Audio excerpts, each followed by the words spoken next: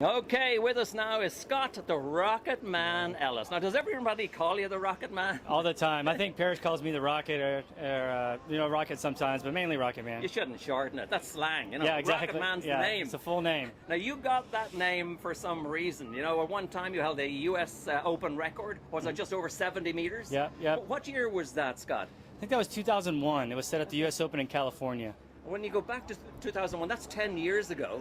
And it was over 70 meters. I mean, that was stunning at the time. Yeah, that was the second time anybody had ever been over 70 meters. I think Jared had the world record at 70.2, right, and I went 70.1. So I can't get any closer.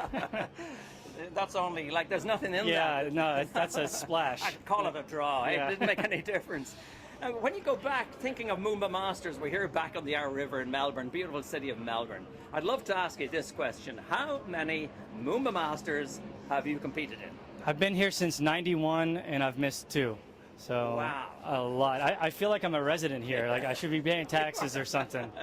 That's incredible. That is amazing. It's amazing. My first event here was in '88 as a Junior Worlds. I was a Junior World Champion here in the river, and that was my first experience as of coming to Moomba. You know, we had Sammy and Carl and Shay Landers and those guys, and I was here going, the little guy running around chasing them. Yeah. And now I'm here at almost my 20th or just over my 20th visit, and I still get butterflies. I still come around that Batman Avenue for the first time, and my eyes are like, oh no, the river, yeah.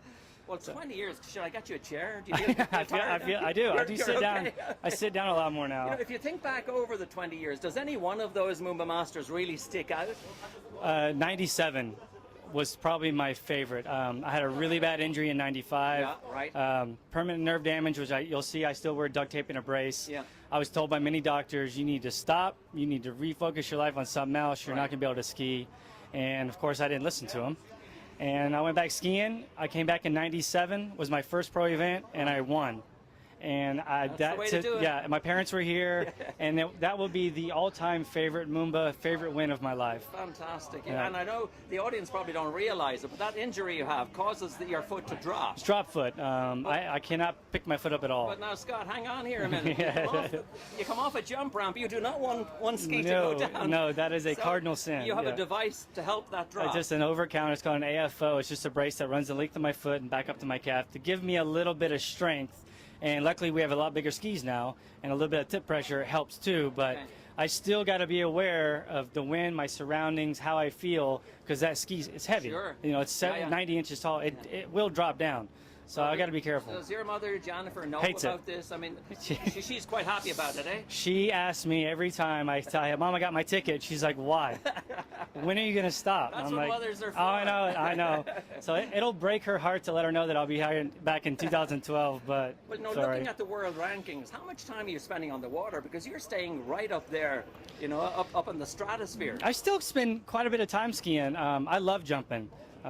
Even if the conditions are bad, I'll go out and ride my skis or do single cuts. You've saved our butts at a few events. Yeah, so I enjoy it. I still like jumping. I love competing. I still like jumping 6 foot.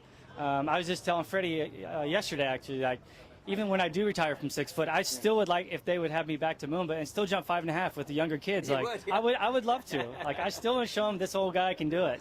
Now, people probably don't know that you don't go home and just read comics at the weekend. You actually have a business with the famous Kyle Ead, and this is just beside the USA Waterski headquarters. Yeah, just west of Disney, west of Orlando, about 20 minutes. It's right behind our Federation headquarters, USA Waterski. We have a nice private lake there called Lake Gru. This is our second year running a ski school, and Kyle from New Zealand, he's the next Moomba. He's been here many times. And it's been successful. And can anybody just stop in there? Anybody can stop in. It doesn't matter if you even know how to ski. Okay, we have all the equipment. Come on, stop. If you're going to go see Mickey Mouse, what's the name come see me. Scot the Rocket Man Ellis. Ask for him. Special rates when you arrive. Yeah, Fluid Skiing Sports. You can't miss it. Well, one last question. Your ambitions for Moomba 2011 and Scot the Rocket Man Ellis. What would you be happy with?